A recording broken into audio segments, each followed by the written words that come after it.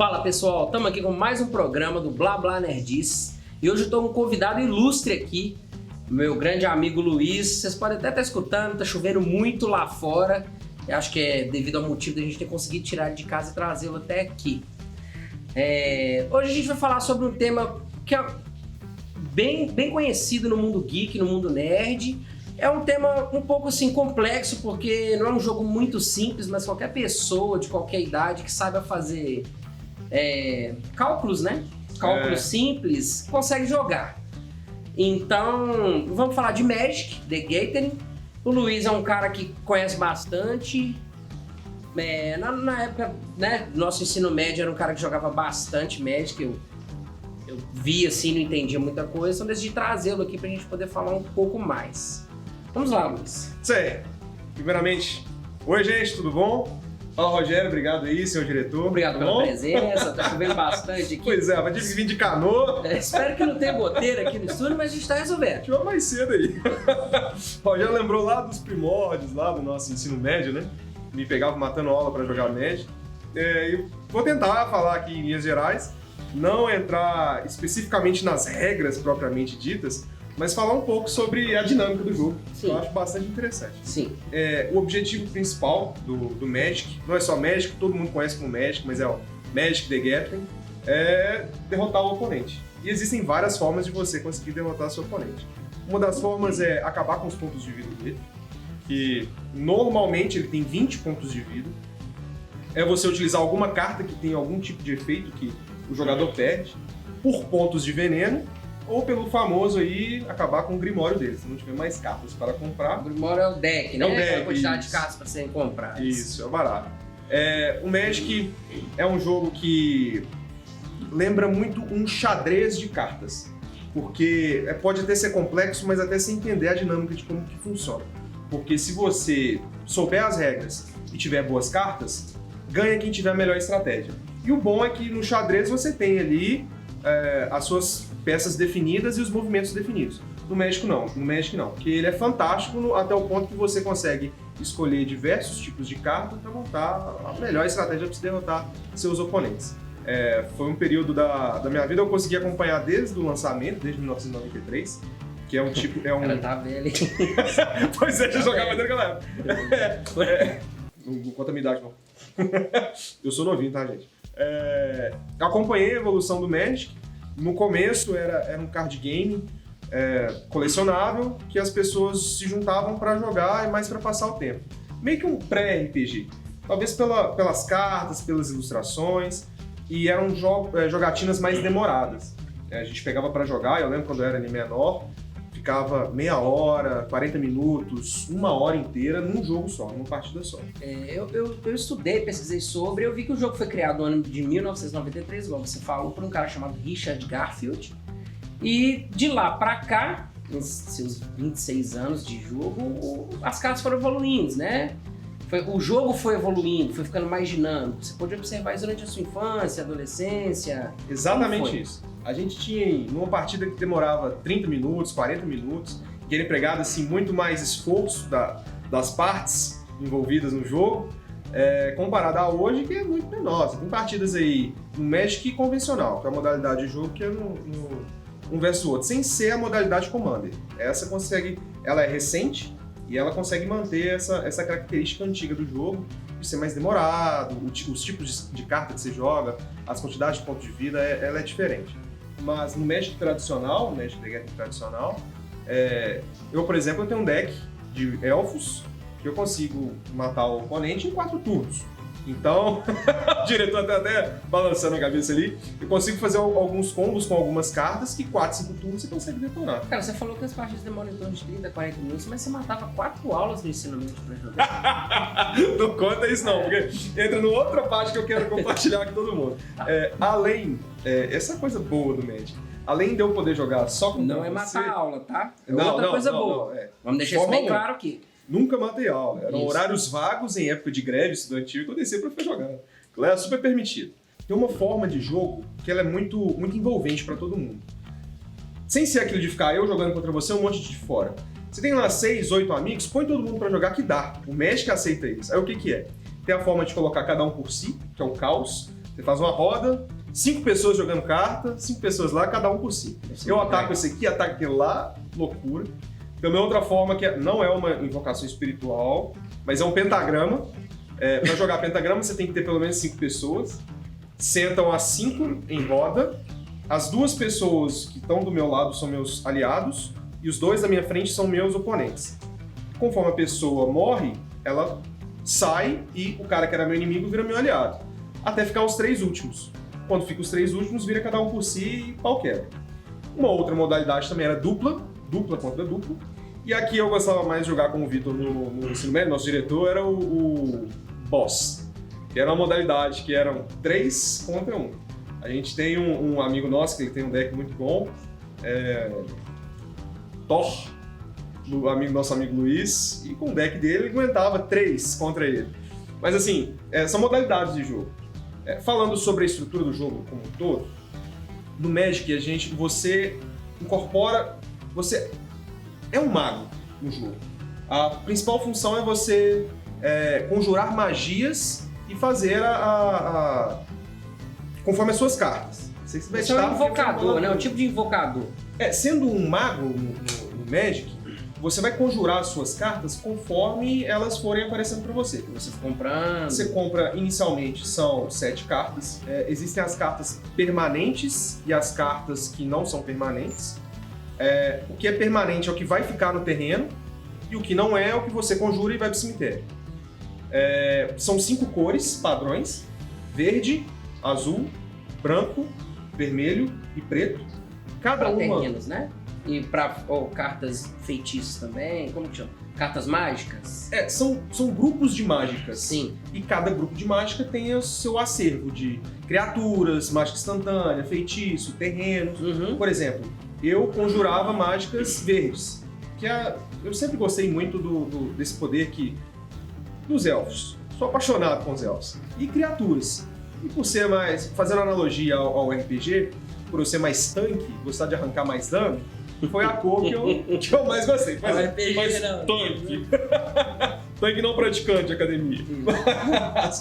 As cartas verdes, por exemplo, eu fazia a compra, a gente sempre faz, e conjura primeiro as manas, e conforme as manas que a gente tem no terreno, a gente joga as criaturas, invoca elas ou as mágicas. As manas, elas servem para você poder invocar as criaturas, né? Ou seja, seriam as cartas mágicas. Exatamente. Que alimentam as criaturas para que você possa colocá-las, né? Exatamente. Na mesa. Mana serve para tudo no jogo. Existem algumas cartas que você consegue jogar com custo 0 de mana. Mas são algumas exceções. Praticamente tudo que você vai fazer dentro do Magic the Gathering você precisa de mana. Uhum. Então uma dica importante é você não ter nem mana de mais, nem mana de menos no seu baralho. E mesmo sendo um xadrez de cartas, o que de randomização tá ali presente. Porque, por exemplo, você pode comprar só mana e perder o jogo, ter o deck mais caro que for. Isso. Então pode variar conforme as cartas vai saindo, a Sorte. Tem um número específico para o seu Grimório ou deck? Que você, máximo X cartas, mínimo Y cartas? Existe isso? Sim, claro. Para os torneios, 60 cartas para o Magic convencional. Commander, se eu não estiver enganado, são 100 cartas que você tem que ter no deck. No Commander, você só pode ter uma carta de cada tipo. No Magic convencional, até 3 ou 4 cartas, se não me falha a memória. Bom, o Magic, cara, ele é um jogo que ele influenciou muitos outros jogos depois disso. Eu acredito que um jogo que é muito conhecido é o Yu-Gi-Oh, né? Ele foi inspirado no Magic, correto? Existem rumores de que ele foi inspirado no Magic. Eu não sei quem é mais antigo, se é o Magic ou o Yu-Gi-Oh? Claro que é o Magic. É o Magic. Porém, Ô, diretor, coloca aí a data de lançamento do Yu-Gi-Oh! Às vezes vale a pena a gente ver. Só pra gente confirmar. Mas aí, depois disso, foram lançando cada vez mais jogos de carta, né? Então, sim, existem jogos mobile de cartas, às vezes até de combate, mas são de cartas. Vamos dizer, foram inspirados no Magic. Agora tem até a Riot Games está lançando um jogo de cartas pro mundo de League of Legends também. Então, assim, tá ficando famoso. E o Magic, ele possui um universo lúdico, né? Que é uma lore, conhecido como lore. E eu pude ver que nas cartas tem descrição de cada criatura, cada terreno, que, assim, que te faz emergir naquele mundo do RPG que você havia falado. Mas assim, hoje isso é praticado? Ou o pessoal ignora a lore, prefere mais o modo de competitividade? Ou é possível você assimilar mais o universo? Você tocou num assunto que assim, é fantástico, fundamental. Porque além de toda essa estratégia que tem dentro do Magic, tem essa parte de colecionar as cartas e a produção das cartas. Por trás de cada edição, a cada 3 ou 4 meses, vem novas cartas, isso desde 93 até hoje. E nessas novas edições são feitas artes especiais. Eu até trouxe aqui, depois vale a pena. Eu já vi carta na manga, mas carta na bermuda é a primeira vez. Eu trouxe aqui, ó. Me pegou aqui, fiquei sem graça agora. Eu trouxe uma carta do meu deck de Elves, tá até com um pouco de poeira, porque tem bastante tempo que eu não jogo. Mas isso aqui é um shield, tá, pessoal? Isso aqui é uma forma de proteger as cartas. Você vai suar na mão, vai jogando, vai virando, é complicado. É o Arqueodruida Elfo. Vale a pena depois mostrar ele de forma ampliada. O que eu acho mais interessante porque é o seguinte. É uma carta padrão, sim, a parte de trás, a parte da frente. Com as informações pertinentes, né? De mana, ataque, defesa, isso. Resumindo. Ela custa aqui pro mago, o jogador conjurar ela, uma mana de qualquer cor, 2 manas verdes, 2 florestas, sim, no caso. Sim. Você pode imergir na lore simplesmente observando o desenho, observando a caricatura que eles fizeram desse elfo druida. Ele tem um efeito que as outras criaturas do tipo elfo que você controla recebem +1/+1. Vira, adiciona uma mana, ou seja, são características para dentro do jogo. Quem não joga, não vale a pena eu entrar nessa parte técnica. Mas o que é mais legal é que ele entra com uma frase com relação à edição dela. Olha que interessante. Ele, ou seja, o elfo druida, sabe o nome de cada elfo nascido nos últimos 4 séculos. E o mais importante, eles todos sabem seu nome. Então te faz assim pensar, mesmo que você não esteja jogando, participando de um campeonato, às vezes você está montando seu deck e você vê, nossa, que legal. Mesmo se ele não encaixar no seu deck, você colecionar uma carta dessa é interessante. Porque olha só, você vai pensar, né? Quando você tem, ó, ele sabe o nome de todos os elfos nascidos nos 4 últimos séculos. Isso é muito interessante. É uma forma de emergir no universo lúdico, né, cara? A gente faz assim, começa a imaginar a história daquele personagem, talvez você pode se apegar a uma carta ou outra devido à sua história também, você acha que ela é pertinente ao seu baralho. De uma outra forma de jogo tem o Commander, que o deck ele tem um comandante. Então assim como tem esse Elf Druida, que ele é uma carta comum, como assim, não é um Commander, mas ele é uma carta rara. O Commander é um card especial e pode ter exatamente o que você falou, eu me identifico muito com aquele card. Então a sua energia tá ali e o cara tá no seu baralho. Na hora que você falou desse cara, eu achei que você ia tirar outra carta do boné. Que eu tenho aqui, ó. Eu trouxe uma outra aqui. Mas enfim, o Commander é uma carta em específico ou é um modo de jogo? O Commander é um tipo de jogo. Ah, tá. E todo deck Commander tem um comandante. O Commander, então, ele é um modo de jogo. É um modo de jogo, é uma forma de se jogar. E todo deck Commander tem o seu comandante. É aquilo, né? É o cara que você mais se identifica, que você gosta de jogar. E realmente é viciante, cara. Você vai entendendo, você vai comprando as cartas, você vai gastando seu dinheiro, vai ficando cada vez mais pobre, mas pobre e feliz. É muito bacana. Isso do Commander me lembrou um pouco o Gwent do The Witcher 3. Né? Ele joga esse jogo de cartas, que é chamado de Gwent, no universo do The Witcher. E o baralho você escolhe tipo um líder pro seu baralho, que ele fica separado ali, você pode usar a habilidade especial dele ao longo do jogo, muito bacana, não sabia disso. Às vezes até foi baseado, né? Exatamente, eu acredito que pode ter sido sim. Bom, Luiz, e como que funciona hoje essa representatividade do Magic no mundo de campeonatos? Sim, existem campeonatos nacionais, internacionais, como que gera de grana em cima disso? Como funciona? Pela história do Magic, desde 1993, pode colocar aí 26 anos, tá fazendo esse ano, é um jogo que atravessa gerações. Meu tio que me apresentou, hoje ele é bem mais velho, eu jogo, provavelmente meu filho vai jogar, e a Wizards of the Coast, que é a produtora, né, que é a dona do Magic of the Gathering, ela organiza esses torneios que chegam a serem torneios mundiais. Tem aí a nível nacional também, tem a nível regional. A gente está em Belo Horizonte, talvez aqui você deva conhecer, ou já ouviu falar da UG Card Shop, fazendo aqui um merchan para eles, para aumentar a publicidade. Eu lembro da época que eu ia na UG Card Shop quando ela era atrás de uma lan house. no bairro Floresta, para quem conhece Belo Horizonte. Participava, né, dos primeiros torneios que tinha ali, jogava com o pessoal. Mas aí eu fui crescendo, eu fui afastando. Hoje eu sei que ela mudou dali. Ela tá no Barro Preto, se não tiver, tá ali perto. E lá também tem os torneios. A pessoa que quer aprender a jogar pode ir lá. Eu tive informações que tem até algumas cartas gratuitas lá para quem quer aprender. Pode pegar essas cartas, começa a jogar. Acho bacana isso. Interessante demais. O Magic também tem sido utilizado para fins recreativos.